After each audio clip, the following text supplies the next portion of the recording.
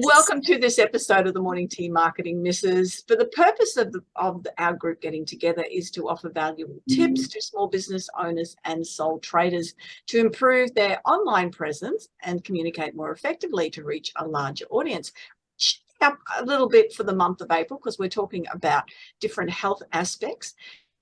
So have a listen in for the next 4 episodes and you will see that it's not just about your online presence, but if you get yourself healthy and well, then your business is definitely healthy and well. But today, as usual, we have Narelle Gaddy, and Narelle is an accredited accessibility auditor.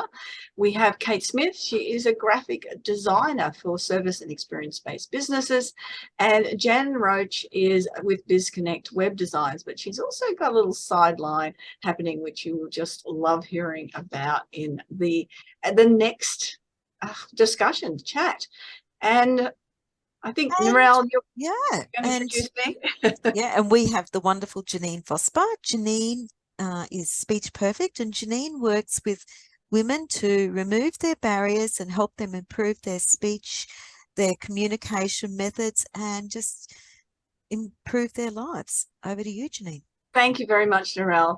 I love that you said improve their life, because that's one of the things I want to talk about today. So this is actually a write-down thing.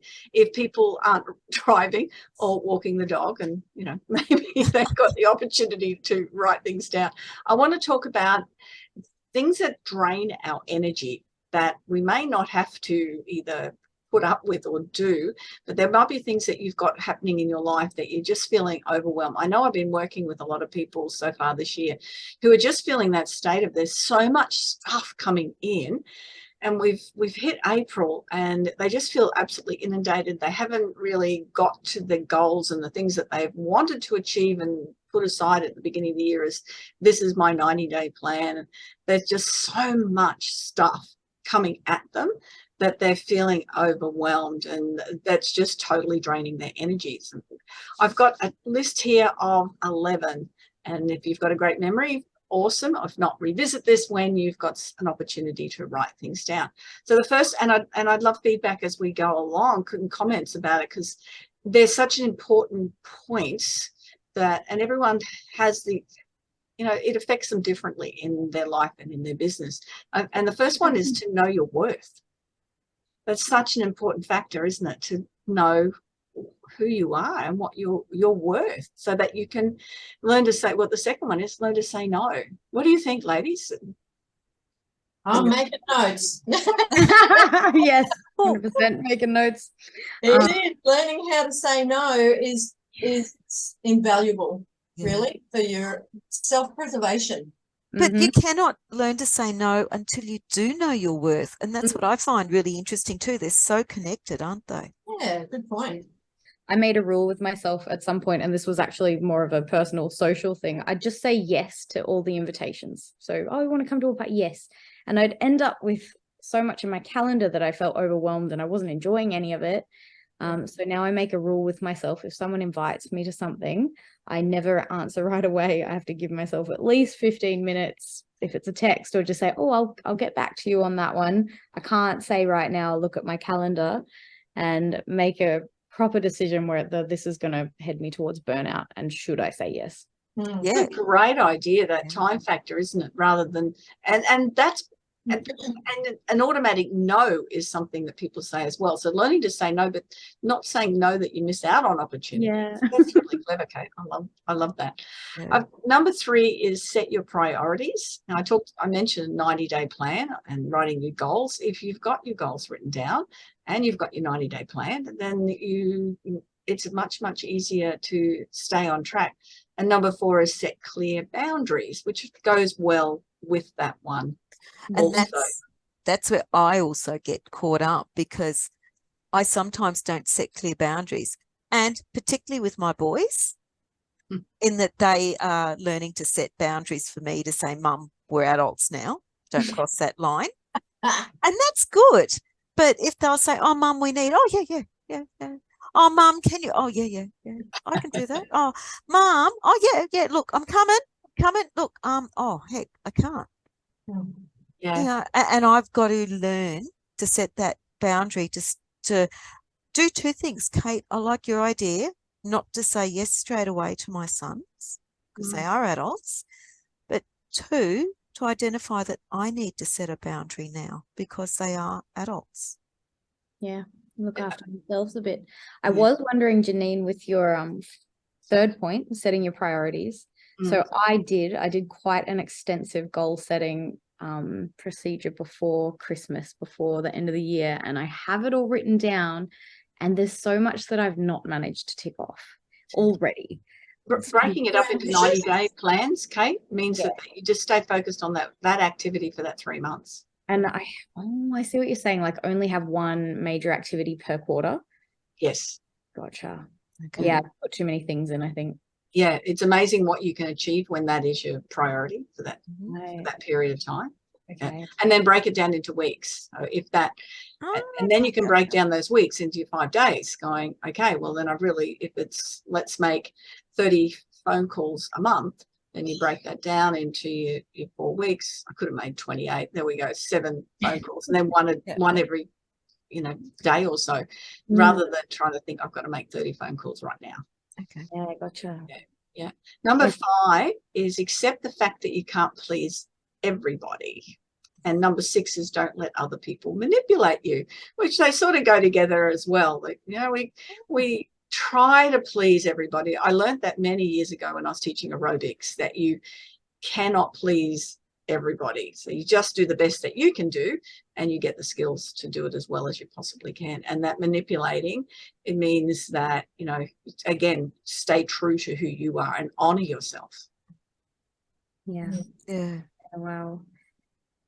I'm loving this. Number 7, don't apologize if it's not your fault. This is something particularly women do. Oh, I'm sorry. If somebody bumps into you, oh, sorry, automatically. That's my other sin. Apologizing. Yeah, I'm bad at it. Yeah. My father, I remember when I was a kid, Dad saying, I wish you would stop saying sorry. And I'm thinking, and you'd say, sorry. I did. Oh my gosh, Dad would get cranky. But I did. Sorry, Dad. Yeah. A lot of us do. And and the next one is, take responsibility. But again, responsibility is different. So the next one is don't have a list of excuses, which means take responsibility. Yeah. And it's different than the apologizing. So yeah, I am responsible for that, and accepting that, and recognizing though that something's not your fault, and you don't have to apologize for it. Yeah. I have a friend who will never apologize unless it's something quite serious that he really wants to apologize for, because he says saying sorry for lots of little things kind of diminishes the power of an apology, so that when he actually delivers an apology, it's with a lot of sincerity. And yeah, that's just one of his rules. That's a really good rule, because it does mean he really means it. Yeah. And when you are saying sorry for every little thing, it's just another sorry. Yeah. I like absolutely. That one. And it's, as I said, somebody accidentally bumps into you and spills something on you, and the first thing that comes out of your mouth is, oops, I'm sorry. It's just an automatic thing that we often do. So I said, don't have a list of excuses. Don't be scared of the fallout. We are allowed to have different opinions than everyone else. And number 10 is realize you have a choice. So they sort of go together as well. And we do have a choice in our behavior. A lot of people go through life that they're just responding to what's going on around them. And usually, the analogy is that they're a passenger on their own bus rather than being the driver of the bus, and taking the responsibility for the choices they make, but actually making those choices, and then being aware that sometimes from those choices that there is fallout as well, and just being aware that, well, that's just what it is, and accepting it and dealing with it. Yeah. Kind of comes back to, you can't please everybody all the time either, can you? Yeah. No, most definitely. And that one for me is that don't be scared of the fallout and realize you have a choice. They're very powerful for me. That I, there's things that I had strong beliefs around, and again, beliefs are just beliefs. They're not facts. They're just my beliefs. And, sometimes I want to air them, and I do. Not everyone around me will agree with me, but it's important for me to be true to who I am, to be able to do and say. And that's a very powerful thing. That's an amazing knowing that you have for yourself, Janeen, because, it's, there's lots of different sayings like, stand for something or fall for everything, or that kind of thing. It's like you know what your truth is, your map of the world, and you understand that everybody else has their own map of the world. Doesn't always have to be the same as, and it won't be the same as yours. So having that awareness, that's a really good place for you to be. Yeah, thanks, Jan. And it is, it just even, for somebody might stand with a political group, but then they've got a different view about that political group than someone else that's standing with them as well. We all have different, as you said, different beliefs.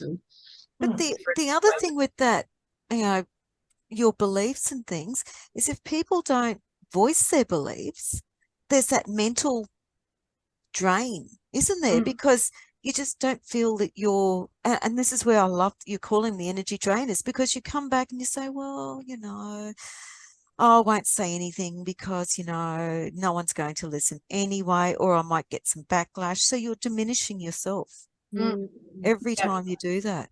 Yeah. And look, I admit that, some people have moved from my life because they haven't particularly liked that I have voiced my opinion. But as you said, I'm not sorry for saying things that are true belief for me, and I feel that unnecessarily they need to be out in the world. They need to be shared. Information needs to be shared. So, yeah. And the thing is, we're very intelligent women, and we can make the decision. Is this a time where I'm just going to go, that's interesting, and shut up? Or like, hell no, I'm going to say something about that because that is so wrong.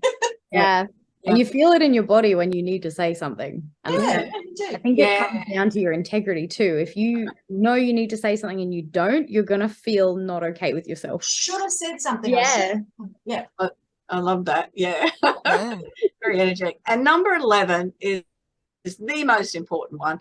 Pat yourself on the back.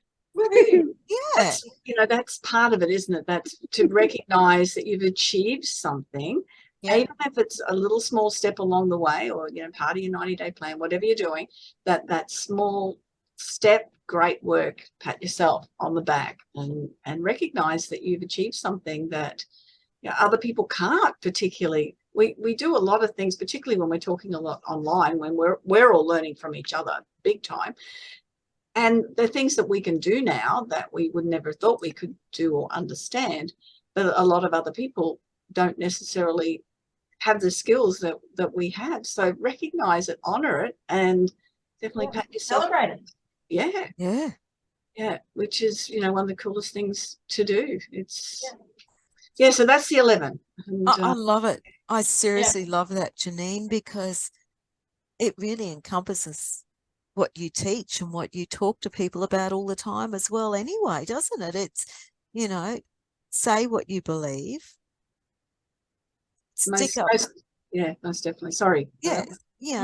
Stick up for yourself. Your opinion is worthwhile. It doesn't have to match everyone else's opinion, and it can still have validity. And maybe be prepared for fallout as well. But, but honor yourself. Honor your time, honor your energy, and honor yourself, and that way keep your own energy. So that's my little bit of a share for this week in April. That's fantastic. Thank you, Janeen. I loved it. That was really, really good. Thanks, Janeen. Before we go, anyone else got anything to add to that? I think that was really great. I jotted down all of those points. It's really good. But I also added another one for myself. Know your limits. I love it. If we don't know what our worth is, and we don't know to say no, then we're not looking at, like, for me, that's not incorporating where my limits are, because I don't want to be saying yes to everybody all the time at my own detriment. I need to look at what my limits are and just say no if I can't do it. Yeah, I love that. I injured my back, and so I haven't been to golf for 3 weeks. I actually had to leave the golf course and I was going to go tomorrow, and I just got this feeling that it's 90%. It's not quite. And I put a message up on the ladies thing at the golf, and one lady said, "Oh, a few of them won't be there, and the council's doing something on the course." She said, "I wouldn't bother," and I went, "Thank you." There you go. Yeah. So that made the decision for me, which is awesome. Yeah.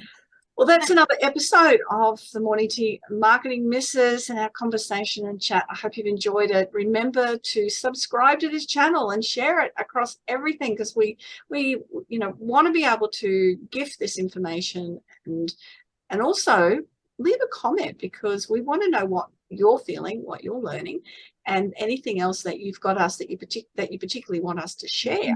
We would love to know. So have a wonderful day, week, month, year, whatever you are doing. Bye-bye. Bye.